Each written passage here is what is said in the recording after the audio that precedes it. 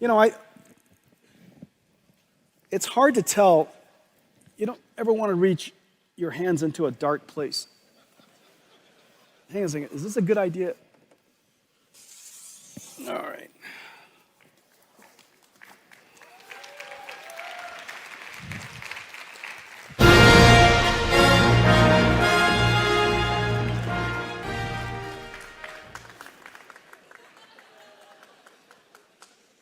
Wait for it.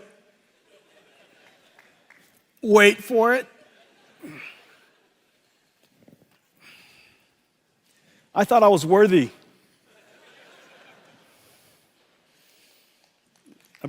Apparently, Yonir didn't think I was worthy. All right. This is my show and tell. This is a show and tell. So, this NVLink system, this right here, this NVLink system, this is GB200 NVLink 72. It is 1.5 tons, 600,000 parts, approximately equal to 20 cars, 120 kilowatts.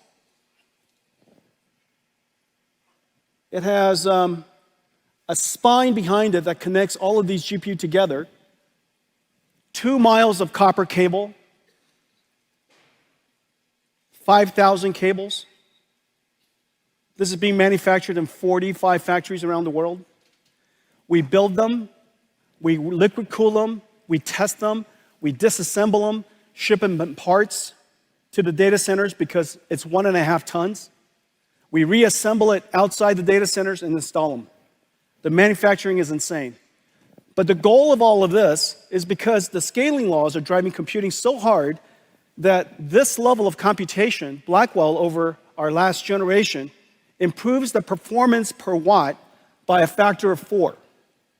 Performance per watt by a factor of 4, performance per dollar by a factor of 3. That basically says that in one generation, we reduce the cost of training these models by a factor of 3.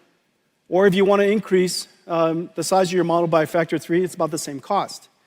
But the important thing is this. These are generating tokens that are being used by all of us when we use ChatGPT or when we use Gemini, use our phones in the future. Just about all of these applications are going to be consuming these AI tokens. And these AI tokens are being generated by these systems. And every single data center is limited by power. And so if the perf per watt of Blackwell is 4 times our last generation, then the revenue that could be generated, the amount of business that can be generated in the data center is increased by a factor of 4. And so these AI factory systems really are factories today. Now the goal of all of this is so that we can create one giant chip. The amount of computation we need is really quite incredible. And this is basically one giant chip. If we would have had to build a chip, here we go. Sorry, guys. You see that? That's cool. Look at that, disco lights in here. If we had to build this as one chip, obviously this would be the size of the wafer, but this doesn't include the impact of yield. It would have to be probably 3 or 4 times this size. But what we basically have here is 72 Blackwell GPUs or 144 dies. This one chip here is 1.4 exaflops. The world's largest supercomputer, fastest supercomputer, only recently, this entire room supercomputer only recently achieved an exaflop plus. This is 1.4 exaflops of AI floating point performance. It has 14 terabytes of memory, but here's the amazing thing. The memory bandwidth is 1.2 petabytes per second.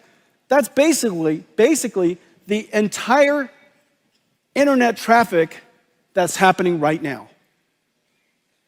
The entire world's internet traffic is being processed across these chips, okay? And we have 130 trillion transistors in total, 2,592 CPU cores, whole bunch of networking.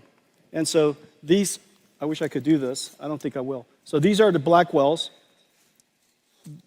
These are our ConnectX networking chips.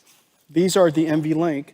And we're trying to pretend about the NVLink spine but that's not possible, okay?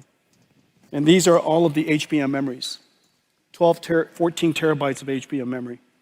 This is what we're trying to do, and this is the miracle. This is the miracle of the Blackwell system. The Blackwell dies right here. It is the largest single chip the world's ever made. But yet, the miracle is really, in addition to that, this is the Grace Blackwell system. Well, the goal of all of this, of course, is so that we can, thank you, thanks.